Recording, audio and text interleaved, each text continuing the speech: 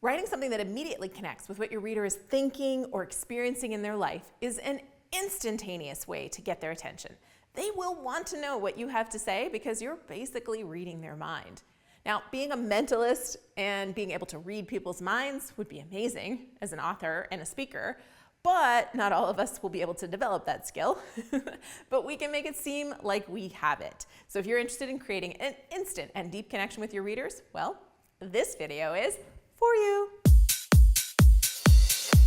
Hey there, I'm Julie the Book Broad, founder of Book Launchers.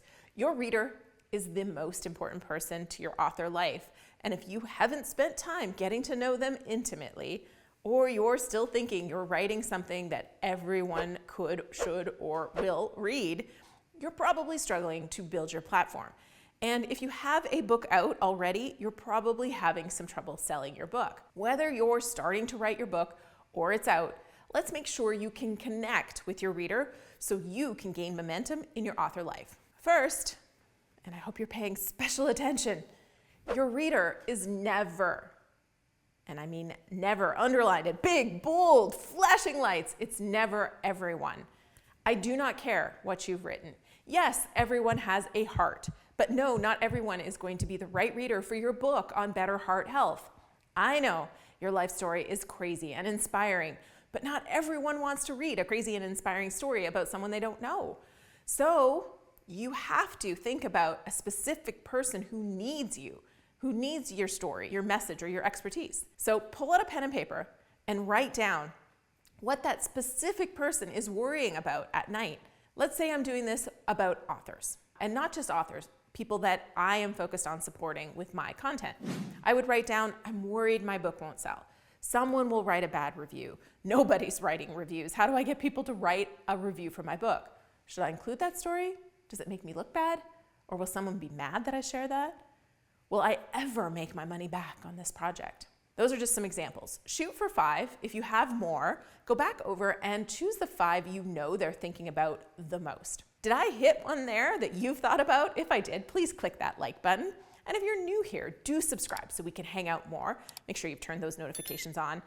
And then you can join my YouTube besties. It's a cool crew of people like Professor E.A. Burlingame, Efren Delgado, Bonnie Lester, Kevin Hall, Darla Mondragon, 718, and others. So thank you to each of you for your likes, comments, and shares. So back to reading people's minds, because then it's easier and cheaper to build your audience and sell your book. Basically, the goal here is that if you can write or say what your audience is thinking but doesn't want to admit, they're going to know you know them, and that's a cool thing. To do that, we want to make sure that we know what they're worrying about in the night.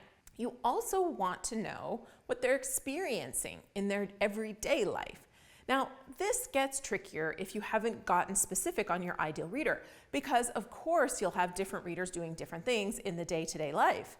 But again, this goes back to knowing who your primary audience is, because we all have primary, secondary, and even tertiary audiences, but what's your primary audience experiencing in a given day? Then write the 5 things they are experiencing in the day.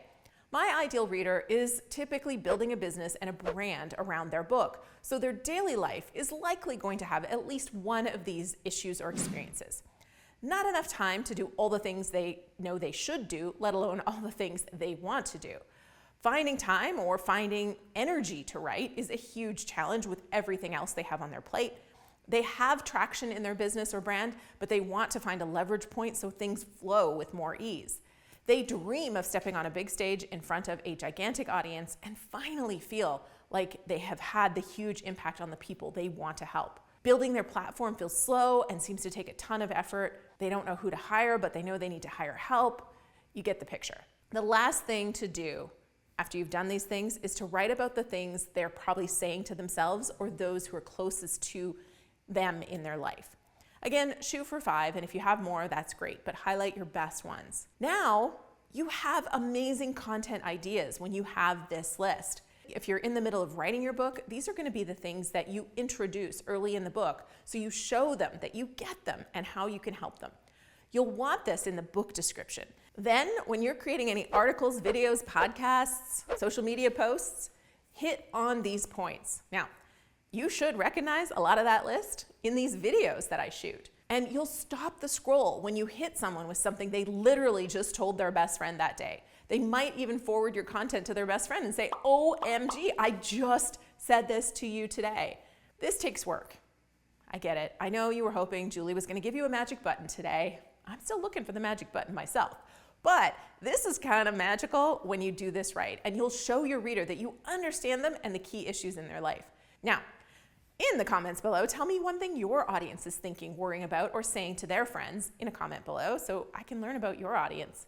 If you're struggling to write these, by the way, that means you need to do more research. This video right here will help you with that. And this video helps you make money writing nonfiction books, which will be so much easier to do when you are in the head of your reader. So click on over and say hi when you get there.